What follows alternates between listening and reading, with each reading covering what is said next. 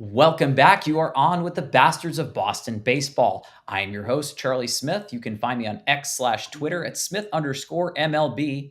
Joining me tonight, Jeremy Schilling at JTShill20.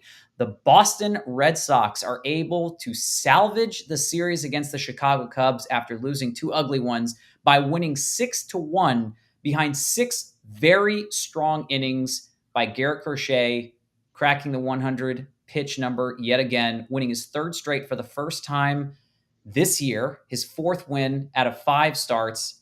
He hasn't lost since the end of May, but I think we're still trending in the right direction. Jeremy, what was your key takeaway from this one? Um, my first thought is that this is what we're paying Garrett Crochet for. We are completely punchless through essentially the entire series until the seventh inning today. But Garrett Crochet kept you in the game, kept it 1-0. And when the bats finally woke up, we were able to pull this one out. So, I mean, this is this is what all those great Red Sox teams had, whether it was Pedro early on, Curt Schilling, Josh Beckett, to have a guy in your rotation that when your team is just going in the wrong direction to say, that's all right, today we're going to win. And that's exactly what he did. Because the first two games, in the sixth inning, I'm like, we're going to score one run this whole series. The opener, we had one, then we got shut out, and it was looking like we were going to get shut out today until Abreu smoked that ball, the first one to right. So, I mean, he's just awesome to watch. And I put him in the same category as Scooble, who's on right now on ESPN doing the exact same thing to the Rangers that Crochet did to the Cubs. So he's so much fun to watch. He's the type of pitcher where you go get your snack bathroom break when we're hitting because you don't want to see him just utterly dominate a team back like when Pedro was striking everybody out. So he is what he's been. And my last comment before I kick it back to you is, where would this team be without him? He's 11-4. He has the most innings in the American League. Our bullpen was taxed up until 10 days ago. Where would we be without Garrett Crochet? He's essentially keeping this thing together by a thread. Yeah, I mean, Garrett Crochet could very well have 16 wins this year.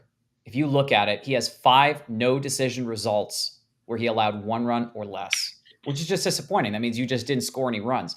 And outside of that game against Washington, his last non-quality start was May 21st against the Mets. He went 5 1/3, allowed 1 run and 5 hits, struck out 5, walked 1. The guy is, honestly, I think he's better than Scooble. I would rather put my stones in that basket. I think the guy can pitch angry, and when he's pitching angry, I mean, there are batters that go into that into the box, and they also hit angry. And Crochet just has one of those hold my beer moments, and he's going to get the best of 95% of hitters. 1 out of 20 may get lucky, but he's just going to blow by 99, 100 miles an hour with a you-know-what fastball. Facts are facts. You don't pitch the way you do like this by accident. And the Boston Red Sox had 2 rough games coming out of the All-Star break. We were super pumped. We won 10 in a row. And as you mentioned on one of the last shows that we got to do together, worst time to have an All-Star break. You just won 10 in a row. We faced 2 whatever teams, no offense, and then 1 decent squad, and we swept them in a 4-game set. So now you're going to face some tougher opponents. And this was the game that you have to win. You have to win on Crochet Day. But there was a lot of other stuff that happened in this game that was very weird one-offs. We're running a lot more. There was caught stealing situations that happened. There was some interference or obstruction calls. One got called for, in our favor, and then the other one went against Chicago. So it went in our favor again.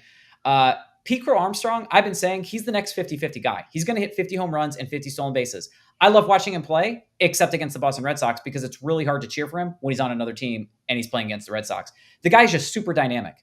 I mean, I was annoyed when he got that double and started slamming the ground. I'm like, come on, Pete, what are you doing? But if that was against any other team other than the Red Sox, I'd been like, yo, let's go. Let's go, Pete. Come on. And the 2 plays that I want to talk about, Durant is obstructed by Dansby Swanson, is unable to get to third base, and then they award him third. And then Pete Crow Armstrong is caught stealing on his way to third, and they end up not calling obstruction because he was out by 8 feet. And Crochet was standing in front of third base, and Merlone called it, as you and I were talking about, and he was out by 8 feet. So he stood in front of the bag, got the ball, tagged him out. He was done. And I think PCA was still upset. He was still chirping. And I think that's why he was a little angry in this game. But the Red Sox need to win this game. You've scored one run in the first two games. And to your point, you thought, you know what? We might only score one run in this series. And I think that would set a very interesting tone for this team. I wasn't a huge fan of seeing Rafaela bat that high in the lineup. I like where he bats in that 8-9 slot because it's like having an extra leadoff guy. But the Red Sox came to play today, and it really happened on 3 swings. So while we won this game, we did do it on 3 swings, one of which was a pinch hit at bat. Alex Bregman somehow finagled his way into that lineup off the bench and hit a 3-run jack to left field. And I don't know if I'd say his was a no-doubter, but Abreu's definitely were. And he just has a really pretty swing. Abreu's swing is really, really nice. And both of those, as soon as he hit them, I knew they were gone. And it was really nice to see that in the 7th inning. You're down 1-0 in the entire game. And I'm praying, please, for Crochet, please get this guy 2 runs. Willie Abreu, hold my beer moment, hits a 2-run homer. Then you have a 3-run homer, then Abreu again. I believe that was the order. Abreu, it was kind of, Bregman split the Abreu home runs, but that was it, So there was no, runners in second and third and able to knock the runner in. We had opportunities with runners in scoring position. We just didn't get the job done. And so that's something that this team's going to have to continue to work on against better opponents. This team needs to be able to get this done after the All-Star break. And if you can't do it against teams like Chicago and the Dodgers and Philadelphia, who we're going to be facing soon, you're going to have a really hard time if you're expecting yourself to be a playoff team. Yeah, I mean, that's what made this series so disappointing up until the 7th inning is they were outclassed. It was like one team does not look like the other team type of thing. This team is best with getting on base, causing havoc, and the Cubs are a good team. So they're not going to make, mistakes that we've kind of used against other teams. I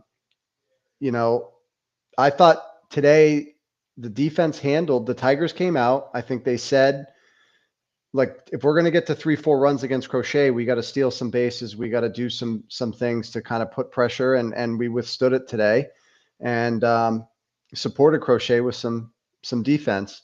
And that is what gives me the most hope, because a month ago we would be throwing balls into center field, misplaying balls, just not hitting the cutoff man, the routine stuff that may look innocuous in the moment, but when things start to go the wrong way, miss cutoff man, then there's a pass ball to run scores. It's just, they're starting to do some of those things better. So I'm cautiously optimistic looking forward. I'm not going to get over how annoyed I am at how punchless, listless, however you want to put it, they went into this series. It's like, and I don't know if it's a reflection on Alex Cora, it probably is, but the Cubs looked ready to play. They were ready to go. I know they were home, so it might have been easier for them, but this is professional baseball. You gotta be ready to go. The Cubs just look like a better team, and I'm going to take it with a grain of salt. We still have a lot of a way to improve. I'm going to continue to remind myself that 4/9 of our lineup are rookies. But I'm disappointed that they didn't come ready to go. Yeah, I mean, you think about the first inning, that's been a real problem for the Boston Red Sox starters. And one of the graphics that they showed before the third game today was the fact that the Boston Red Sox lead AL teams this year in first inning runs allowed, 70. So you think about the first game. Lucas Giolito walks the first 2 batters and then gives up the 3-run jack. And the batter right after that gets a double in left field because Bregman and Duran kind of can't find it in the sun. And that's our first inning. Game 2, very first pitch, solo shot to left field. Very next batter, solo shot. And now you're down 2-0 in the first inning. And you're not facing a nobody. Shodi Managa's pitching in the second game, and Colin Rea is pitching the first one, and he's actually done really well as of late. So that's one issue that the Red Sox really need to button up, because if you can't lock that first inning down, or you've already kind of looked like you've thrown in the towel, that's a problem. So ducks on the pond, runners left on base with runners in scoring position. MLB teams this season, the Boston Red Sox are fifth, and they're third in the American League East. The Yankees and Blue Jays, surprisingly enough, have actually done worse. And then how long can you go was another graphic that they shared. The Boston Red Sox have an ERA of 2.61, which is the best ERA. So if you you obviously can't do this, just delete the first inning, they'd be that much better. But they've got to figure out a way to dominate against the 1, 2, 3 guys. You can't be allowing these guys to absolutely just slap you around in the first inning. As the wild card race went, before this game today, the Boston Red Sox held the third spot, only a half game ahead of the Rays, 2.5 ahead of the Rangers. So you have to win this game. You've got to keep going in the right direction. And here's the thing. The reason why these games are really important to win, you've got Philly for 3 games in Philly, and then you're facing LA at home, and LA has been really struggling. I mean, really bad. They're 2-9 in their last 11 before today, and then they lost again. So 2-10 in their last 12. You have to jump on these teams. And even if you do, I know there are going to be the naysayers out there that say, oh, well, they just got lucky. Yeah, luck's part of the game, kids, because you know what? Cedar Rafaela made an amazing attempt at a play when he was playing second base, nicked off his glove, and it ricocheted and went into a different direction.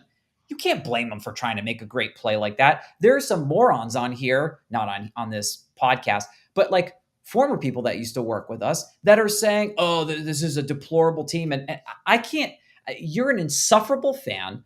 Go like play hopscotch or coloring books or do something else. Don't watch the team if all you're going to do is be negative. You got to be positive about something. On Crochet Day, you can't find something to be positive about? Go do anything else. I don't want you cheering for the same team that I cheer for. You're a garbage fan. And this team, we have done better this year, even though we've had the same record for the past couple years at this point in time. I am more excited about this team than I have been in a very long time. Yeah, I mean, look, from my perspective, my position on this 9-game stretch is just survive it. 4-5, 5-4.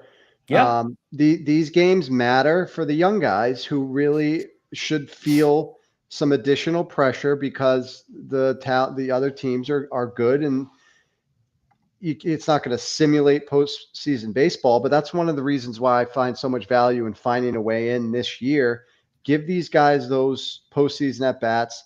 You know, this 9-game stretch is kind of an extension of that, because when we're ready to hopefully go and actually compete for a title, they'll have some of those first-time jitters, postseason, buildings packed, national TV, it's freezing cold.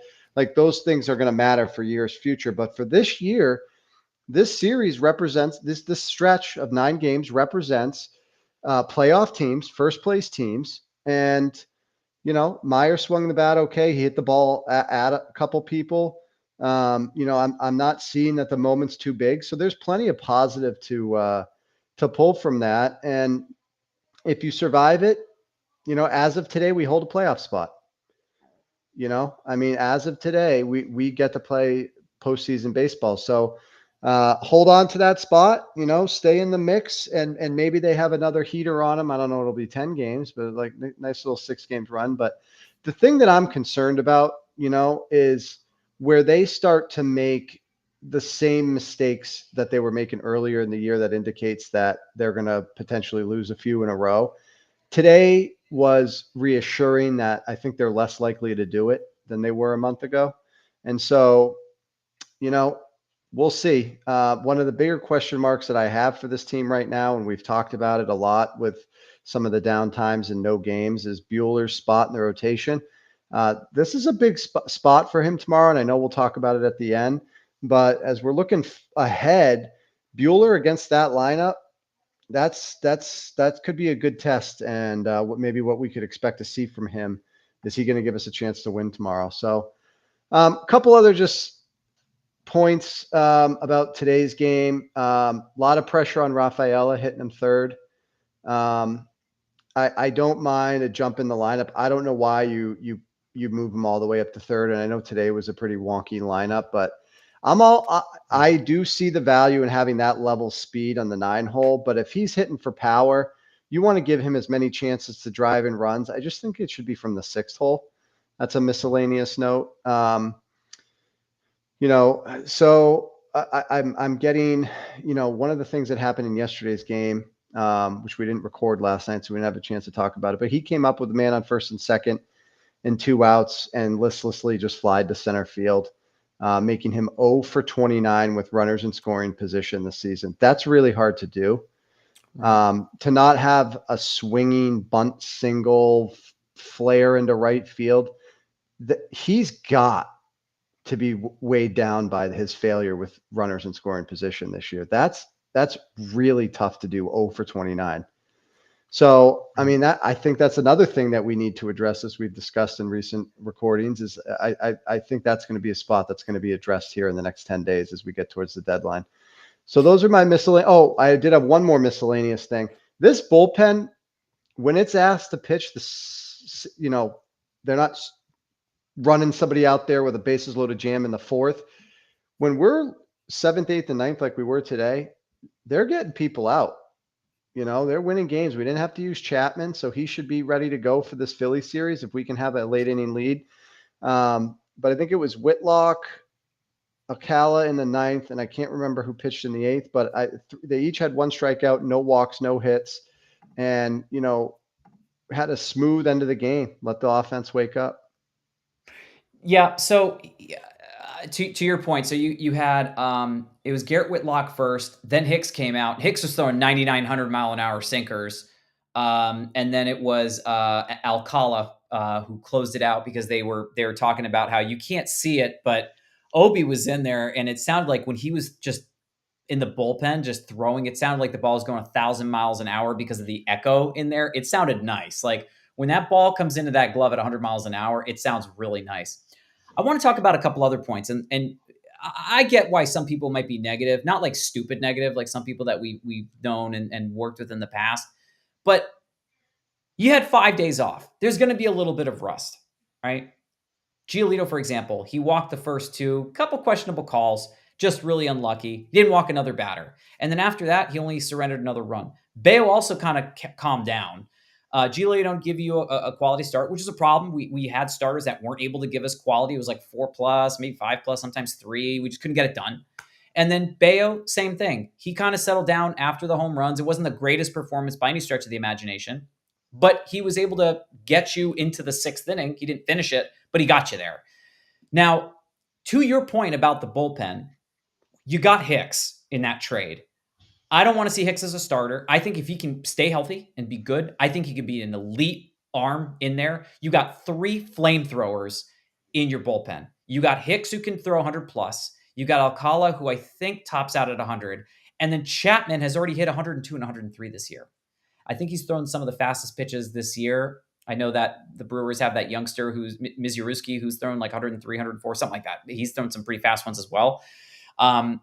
But I really like where our guys are going, right? You got 2 from the right side and 1 from the left, and they can throw 100+ miles an hour. No, they're not going to be expected to throw 20 to 30 pitches every night. But if you can rest one of those guys for a 3-game set and have them go 2 or 3 games in the next series, you've got 2 or 3 possible innings of those 27 figured out. Why is that important?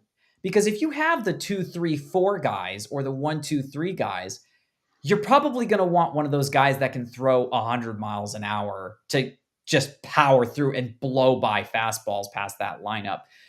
I'm really not concerned. I know that Philly's going to be probably the most difficult team to face out of these 3 that we're facing. Between Chicago, we lost 2 out of 3. We powered through in game 3. You have the Dodgers, who are really struggling after that. But I think Philly is the strongest team of the 3 right now. Not the best, but the strongest at the present moment. I don't know if you want to talk about the Phillies series right now, but Rafaela being moved up from 9 to 3, it is for no other reason other than to just get him 1 possible additional at-bat.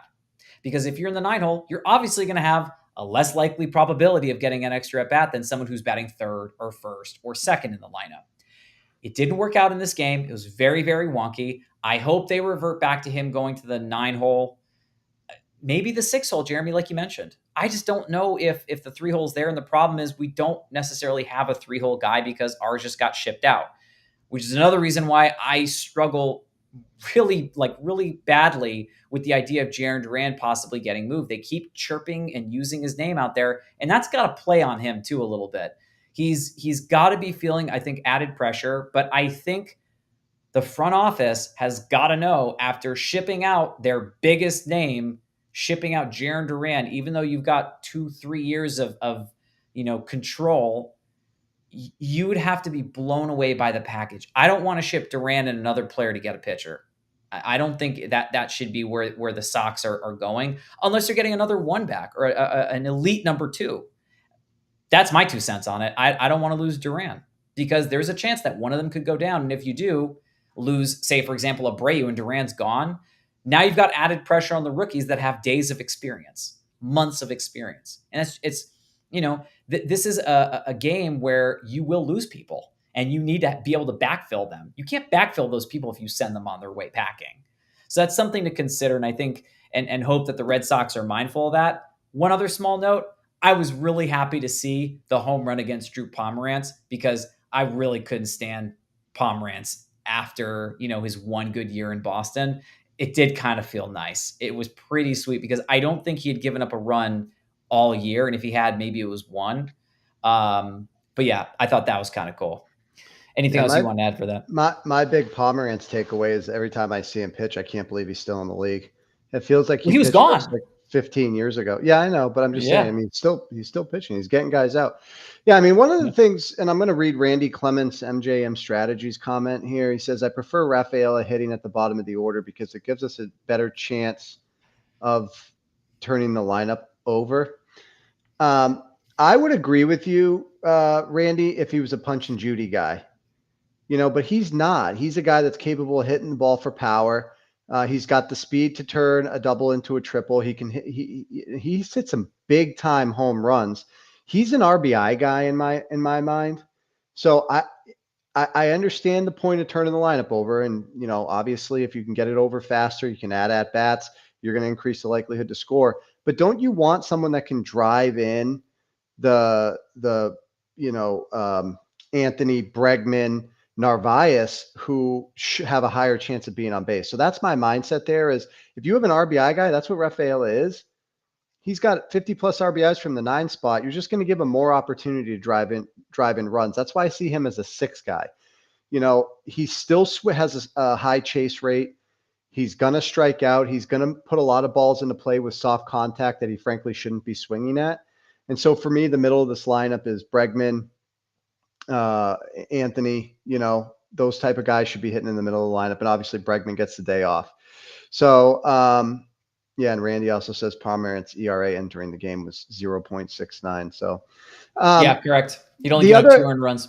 The other thing that I noticed from this series, and it concerns me greatly, is Bregman is not healthy. You see him run and he seemingly has like a max speed of like 3rd gear, like he's doing it intentionally. And I'm sure this is in conjunction with the trainers. Cora understands. And I think that's the right play.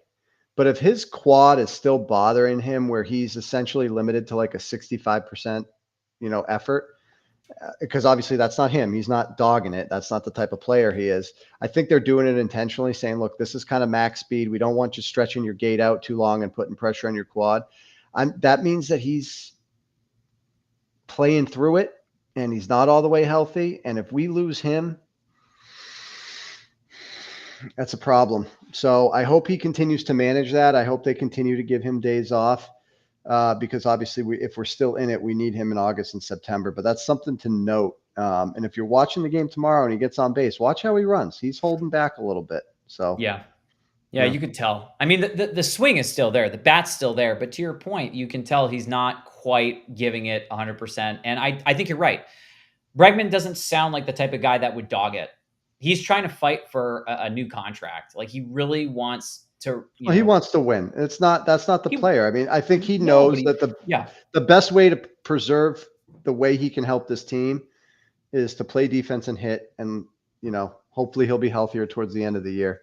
Right. So and the reason for the commentary for the anecdote here is I'm now worried back about the quad. What if he does hit a ball in the gap and he forgets and he goes to turn it on and you have a problem? And I'm not thinking like that, just generally speaking. It's just more, like I said, like an anecdote. I think he's definitely feeling it. I think he's not, he's not 18 thinking he's, un he knows he's injured. And I Yeah. think we all know that too. He's not impervious to it. He knows.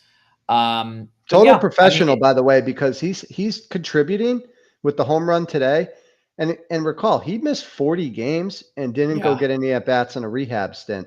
right. And when that happens, usually guys are struggle. Trout's one guy that can get away with it. Obviously, Bregman is here. He's not like scorching hot, but he's also not an automatic out. And of course, he hits the home run today. So, total professional. Really enjoy having him here. I just want him to stay healthy.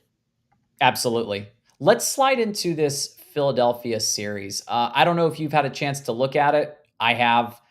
A little nerve wracking. I'm not going to lie. I was really hoping we could possibly steal 2 out of 3 against the Cubs because it's going to be tough. First game of this series, you got Walker Buehler against Zach Wheeler. And Wheeler has been on fire as of late. I don't know if Loss. you've been. Yeah.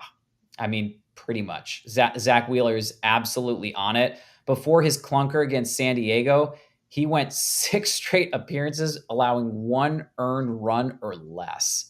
And he went 3-1 in those games. His ERA is down to 2.36. He's got 154 punchouts. That's second in the National League with a 0.86 whip. So unless Boston finds, I don't know, a miracle here, I don't think that we're going to be able to get past this guy. And Zach Wheeler is like timeless. He gets older and better. It's like Justin Verlander, except not probably taking some substance here. I love Zach Wheeler. I wish the Red Sox got him too, but it's going to be really hard. And then, yeah, go ahead. There's 2 ways to beat a guy like Wheeler. And I would say the same thing about Crochet, Skubal, like that class of starting pitcher. There's 2 ways. One, you work the count, foul off tough pitches, put the ball in play, put pressure on, and get him out of the game in 5 or 6 innings. In other words, drive his pitch count up. All right, that's one way. And this team can do it. Guys like Abreu, obviously Anthony, Bregman, those guys are professional hitters. They can fight. Even if they're maybe not making their hay in the early innings, they can build that pitch count up. The other thing is you sit around and hope for a mistake and a 3-run home run.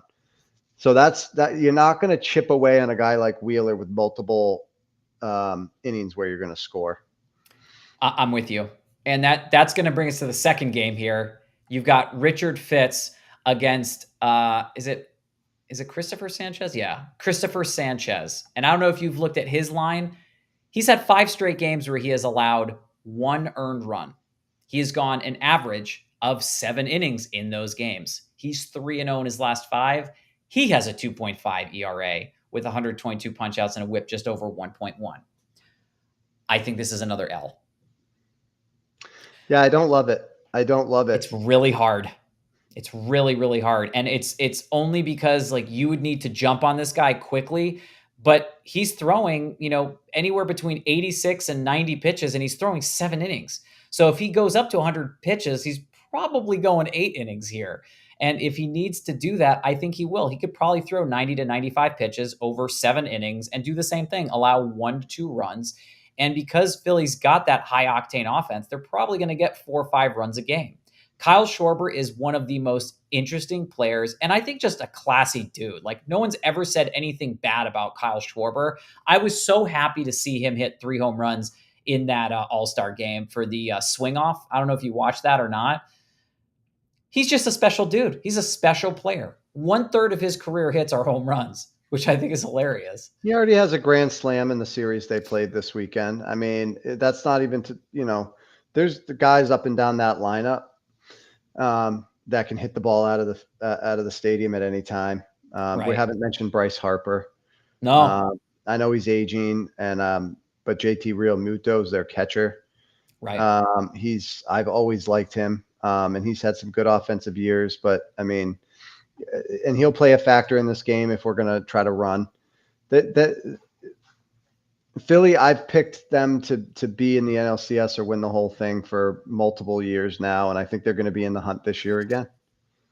Yeah, it's gonna be a tough series. I know there's gonna be a lot of negativity. I mean, here we are, we're saying 0-2 to start the series. But I mean, this is one of the best teams in baseball. Philly is they're always gonna find a way to get to the final four in the National League. And honestly, I mean, this could be the team that faces off against the Dodgers or somebody else in the NLCS. The third game of this series, you got Lucas Giolito against Zeus Luzardo. And this was a guy I'm pretty sure that the Red Sox could have had if they were willing to trade Justin Turner to Miami at the time, and they said no. And so now he's in Philly, and he's also up there. He's got 8-5 record, 129 punchouts. I think this is the only game that the Red Sox have a real shot at winning. He's a good pitcher, but he's also gotten knocked around a little bit.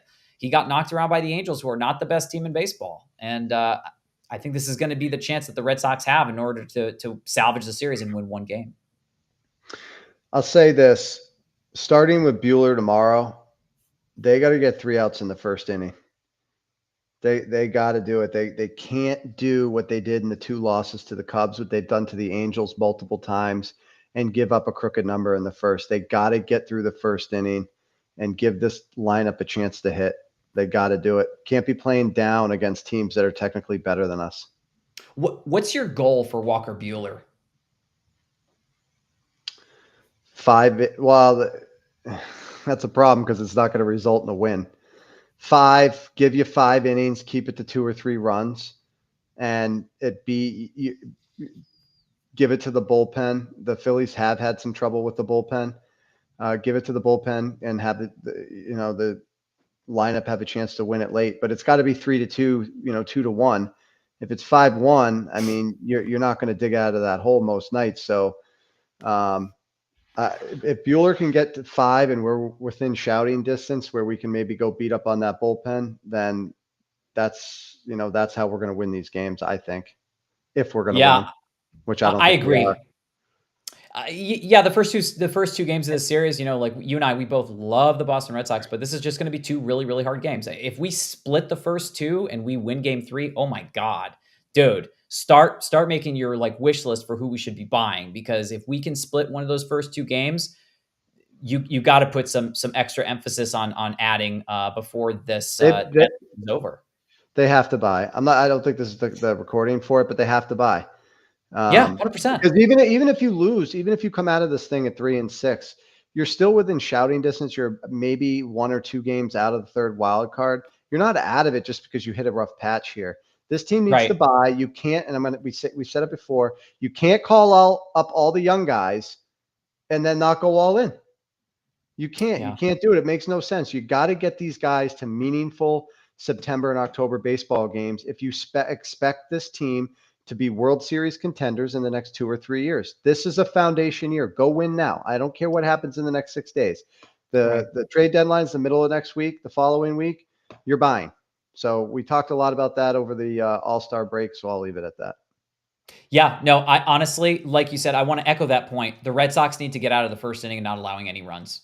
I don't think I've ever been so confident and so strong and serious about it. If you can't get out of the first inning, I mean, I want Walker Bueller to get out of the second inning having thrown less than 28 pitches. I don't even care if he gets 0 strikeouts.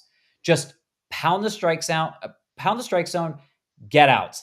I don't need to see you, throw crazy pitches and not upper 90s, because we know that's probably not in the cards here. I want to see you get out of the first couple innings having not allowed more than 1 or 2 hits and no more, I hope, than a run. Because if we do that, we're at least giving them a chance, because the bottom 3 of the lineup, not as scary. I'm hoping that Bueller can get you 4, 5 solid minimum innings there, allowing no more than 2 to 3 runs. If we can do that, I'm hoping the Sox can run into a home run and get a couple runs there and then maybe some magic. Because Bueller can't afford to have a clunker here. We need to have him get better in the second half. No more of this first half stuff.